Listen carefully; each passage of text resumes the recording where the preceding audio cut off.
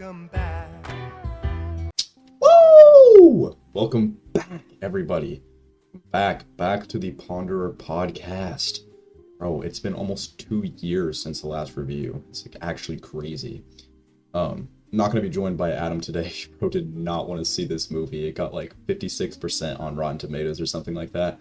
But I love the first Greenland movie, so of course I had to give the sequel a try. And it wasn't bad. It wasn't very good, but it wasn't horrible. Like it was like a perfectly mid movie, perfect 5 out of 10.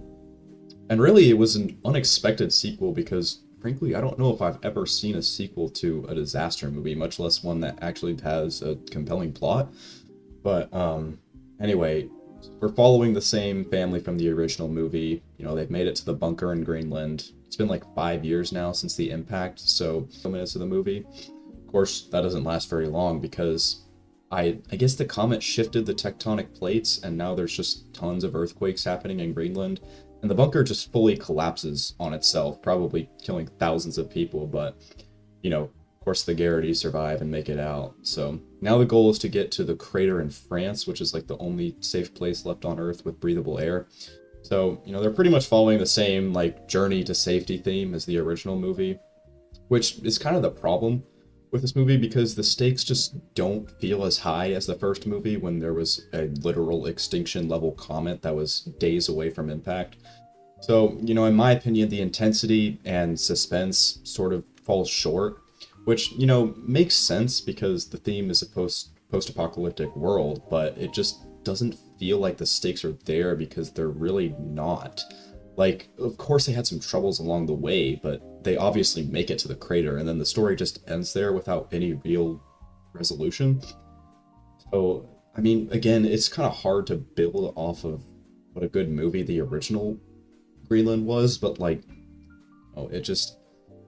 was kind of my issue with it. But there were some really good aspects of the movie, like the world building was really good, and just like the cinematography was really good too. Like just everything with the design and just the visuals were all really great. Like it was perfect, like about as good as I think they could have made it, which I think is where most of the points kind of come from for this movie.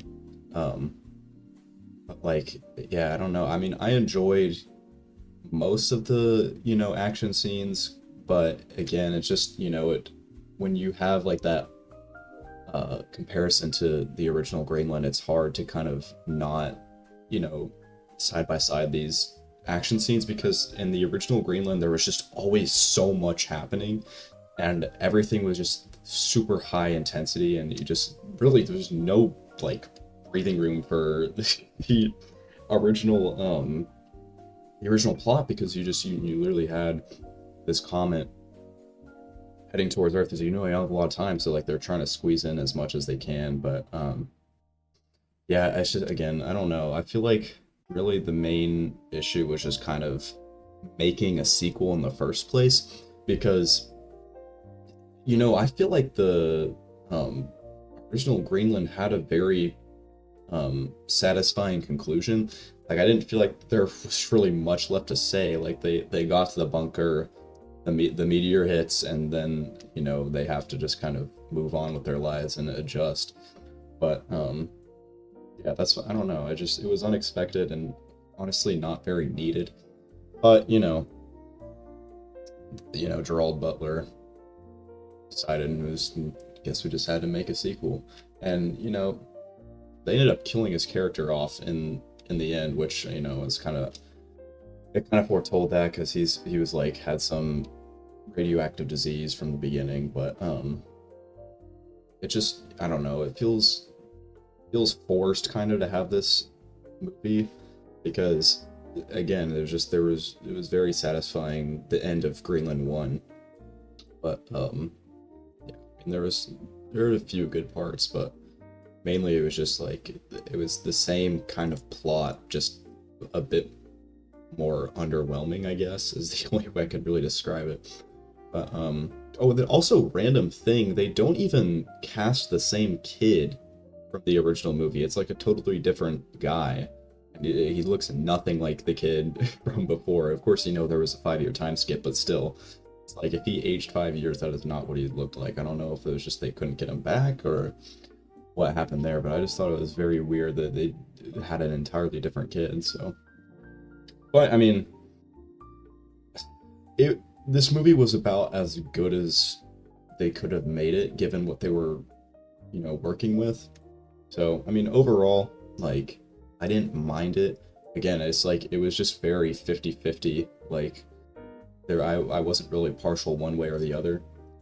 So, I mean, viewing experience was pretty cool just because how well they shot the visuals.